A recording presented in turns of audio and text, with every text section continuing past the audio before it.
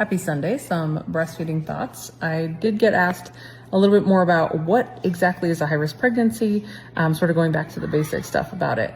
And one of the things that I guess the definition of high-risk pregnancy is any pregnancy in which we think there is an increased risk over baseline for complications. Most commonly, actually, the complication we're specifically trying to prevent is stillbirth, although it's also several maternal complications. So what is baseline? And that would be like a young, meaning less than 35-year-old woman with a normal BMI, meaning less than 30. I agree, BMI kind of sucks, and it's definitely not the best measure of health in any way, shape, or form. And it's something that we're trying to find a better substitute for, but that's currently one of the things.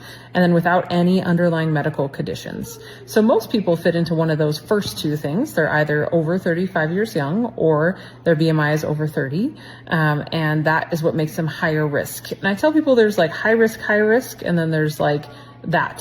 So if you're, otherwise very healthy, you have no other conditions, and your BMI is like 30, I'm not super worried. We still recommend certain increased ultrasound surveillance and sometimes some other baseline tests to make sure of normal cardiac function, although that's usually more like a BMI of 40 plus.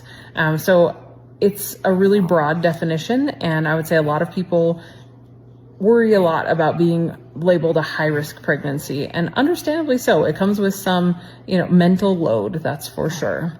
And so I think that it's something that we kind of take lightly and don't explain well, but it is something that it's very dependent on what's going on with you as to how worrisome or how risky we're really talking here.